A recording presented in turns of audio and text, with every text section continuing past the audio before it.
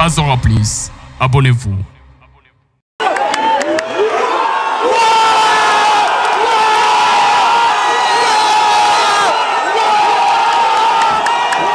Bienvenue mesdames et messieurs, chers téléspectateurs de Azora Plus. Nous vous disons encore une fois merci pour votre fidélité de partout dans le monde entier où vous êtes en train de nous suivre à pareil instant à partir de New York et les restes du monde. Nous vous disons encore merci pour votre fidélité pour ces Azora Sport.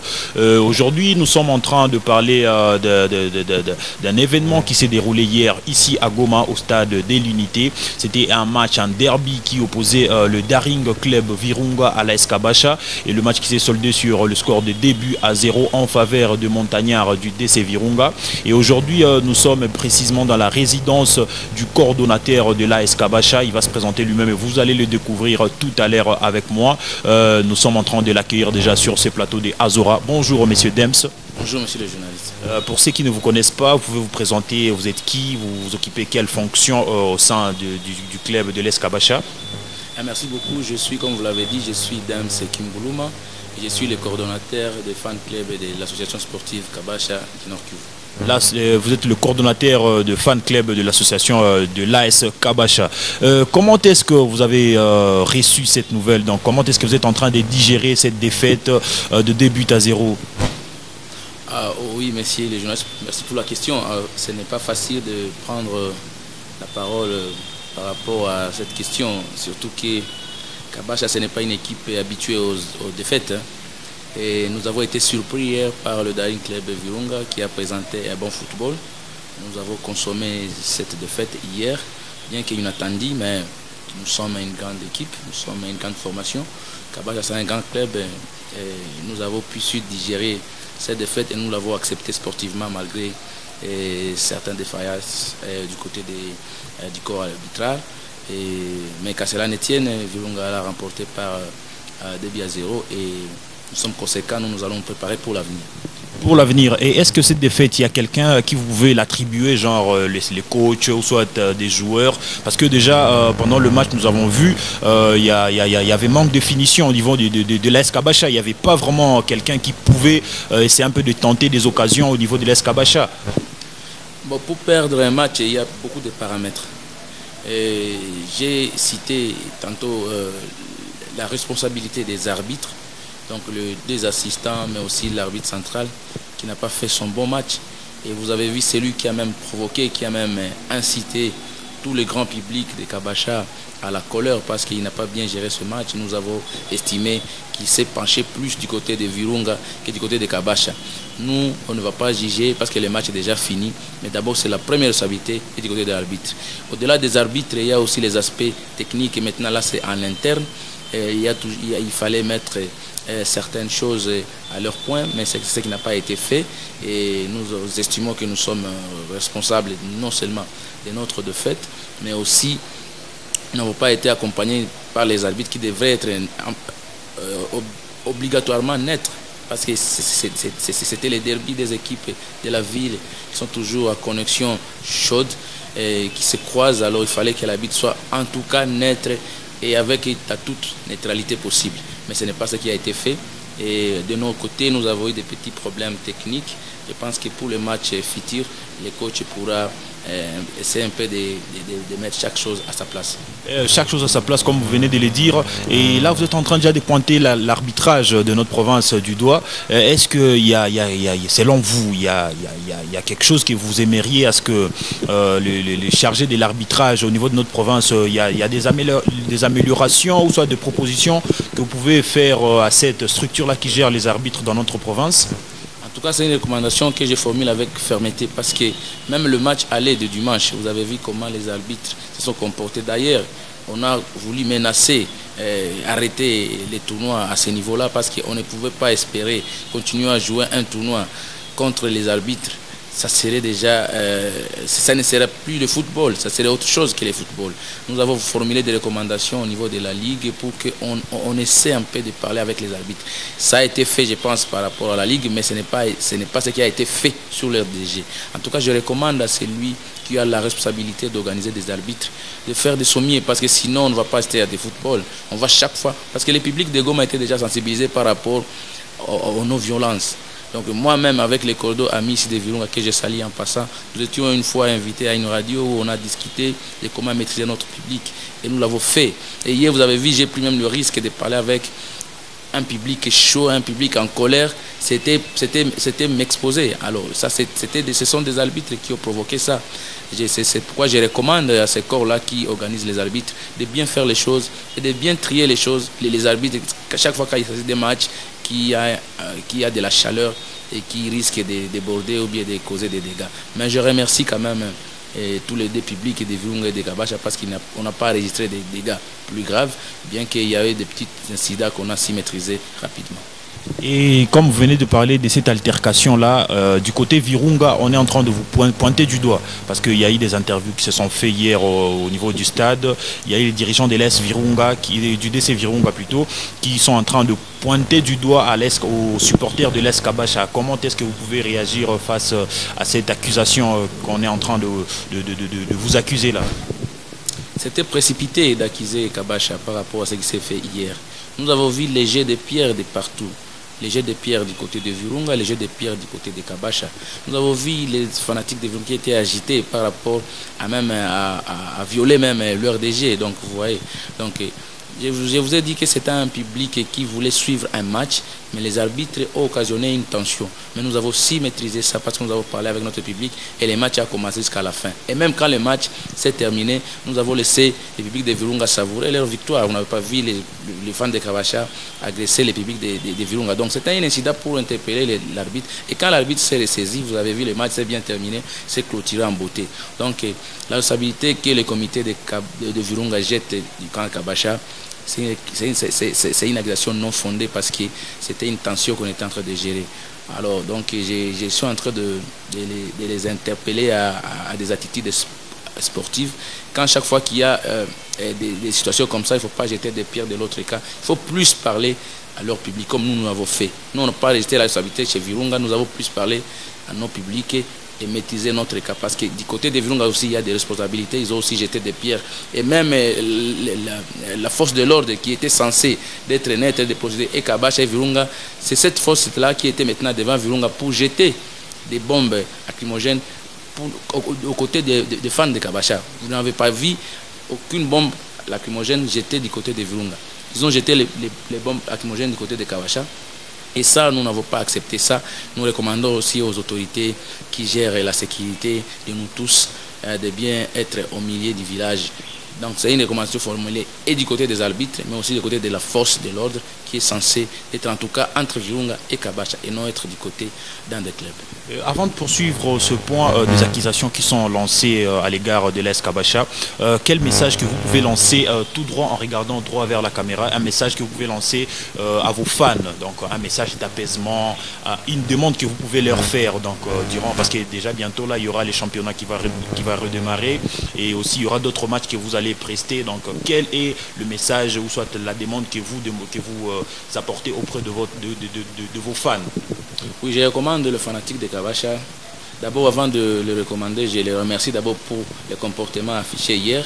Après cette tension, nous avons aussi maîtrisé et ils ont compris, ils ont suivi la voie. Parce que quand on est cordeau, c'est quand on peut être aussi écouté par son grand public. Donc je le remercie. Mais aussi une recommandation, Kabasha c'est un grand club. Tout ce que nous devons faire, c'est l'honorer et donner encore un grand nom pour Kabasha. Parce que chaque fois qu'il y a un club qui a posé des actes, ça passe partout que nous, les fanatiques de Kabasha, ont cassé. Vous suivez ça à Kinshasa, on a cassé toutes les chaises du stade. Pour Kabasha, on ne voulait pas qu'il y ait des casses ou bien qu'il y ait des blessures. Nous le remercions pour cette capacité d'écouter les coordonnateurs. Mais aussi par rapport aux matchs à venir, je leur demande d'accepter les résultats, peu importe. Parce qu'il y a toujours la victoire, le chèque et l'égalité. Donc je pense que pour accompagner Kabasha, nous devons être d'abord bien éduqués, bien instruits, avec une éthique de Kabasha qui doit nous caractériser partout. Et même si nous sommes en déplacement ou bien nous sommes à domicile, nous devons rester Kabasha et nous devons donner aussi de la valeur à un club en face de nous parce que c'est le fair play qui est la devise du football. Merci cher Cordo. Et donc là je crois que tous les fans de l'AS Kabasha, partout ailleurs dans le monde entier, vous êtes en train de nous suivre, vous venez de capter le message du coordonnateur. Donc déjà là je suis en train de voir au niveau de New York notre partenaire, donc Oreb Boulambo, nous te disons merci pour ta fidélité et pour ton accompagnement. Nous revenons sur l'aspect accusation. Hier il y a eu une forte accusation qui est tombée sur vous. Nous avons été surpris d'apprendre de la bouche du président de l'AS du DC Virunga qu'apparemment que vous ne payez pas bien vos joueurs et que vos joueurs ne s'entraînent pas dans de très bonnes conditions. Quelle est votre réponse par rapport à cette accusation-là? Monsieur le journaliste, vous êtes journaliste professionnel. Vous avez vu le match de Kabasha de dimanche et les matchs de Kabasha le mercredi. Avez-vous vu une équipe qui ne s'entraîne pas bien? Avant de répondre encore au président honorable Patrick, est-ce que vous avez vu une équipe de Kabasha qui ne s'entraîne pas bien? Ça c'est d'un 1. De 2, vous avez vu l'effectif des joueurs de Kabasha. Est-ce que les gens qui ne touchent pas leur salaire peuvent être à un effectif si impressionnant comme celui de dimanche ou bien d'hier mercredi? C'est une fausse accusation. D'ailleurs, je rejette ça. Parce que nous, on n'a pas une culture de publier les salaires de nos joueurs. C'est notre éthique. Et moi, je ne vois pas quelqu'un qui travaille, qui a son droit librement, qu'on arrive à publier le droit de quelqu'un. Si quelqu'un travaille, je considère les joueurs de Kabasha comme de fonctionnaires de Kabasha. Alors, quelqu'un qui est là, si tu ne touches pas ton salaire, la première des choses, c'est de démissionner. On ne peut pas travailler sa contrepartie qui est les salaires, sa rémunération. Alors, Virunga, le fait de publier les salaires de leurs joueurs, et même le président va trop loin jusqu'à faire une déclaration que les joueurs ne touchent pas leur salaire. Ça c'est grave parce qu'il ne peut pas entrer dans les affaires internes de Kabasha. Surtout que Kabasha n'est pas intéressé des affaires internes de Virunga. Nous l'apprenons par les réseaux sociaux que les joueurs de Virunga ont touché. Nous, nos joueurs touchent, mais ça ne passe pas par les réseaux sociaux. Ça passe individuellement entre les clubs et le joueur. Je pense que c'est ça aussi la responsabilité d'un grand club responsable. Donc merci pour cette réponse. Je crois que tout le public a bien compris que ces accusations ne sont pas fondées, comme je peux le dire, ne sont pas fondées. Et donc déjà c'est passé. Et donc est-ce qu'il y a-t-il d'autres matchs que vous préparez? Il y a des rencontres en attendant déjà le tournoi de Kalemi, en attendant les déplacements de Kabasha pour Kalemi. Est-ce qu'il y a-t-il d'autres préparations qui sont en cours ou soit d'autres stratégies qui sont en train d'être montées? Oui, il y a des joueurs que nous avons déjà sélectionnés qui vont venir pour évoluer avec le club. Comme vous le savez, quand on est les championnats se diffèrent. Quand on est en Ligue D et quand on est en Ligue 1, on ne peut pas avoir la même équipe. On renforce l'équipe par rapport au niveau du championnat. Nous pensons que depuis qu'on a dit que nous allons être alignés dans la Ligue 1, nous devons renforcer l'équipe avec les joueurs qui peuvent jouer la Ligue 1, qui maîtrisent bien la Ligue 2, les joueurs professionnels en fait, les joueurs d'expérience. C'est comme ça que notre staff technique est en train d'y travailler. Je pense que nous allons renforcer notre équipe par, je crois, 6 ou 7 joueurs comme ça. Et nous allons les tenter quand on va partir à Kalemi, voir comment ils vont prester pour qu'on confirme alors leur transfert. Mais sinon, l'équipe est à renforcer. L'équipe il faut qu'on donne un autre souffle à l'équipe pour qu'on joue la Ligue et qu'on soit compétitif. Et concernant les plans du président Richard Bongania avec l'AS Kabasha, est-ce qu'on peut dire qu'il est prêt à continuer toujours? Parce que déjà nous pouvons dire qu'il a été déçu, en d'autres termes nous pouvons dire qu'il a été déçu avec les résultats récents de ces deux matchs face au DC Virunga. Est-ce qu'il est prêt à continuer ou soit il est déçu? Comment est-ce que vous pouvez nous donner sa façon de voir les choses?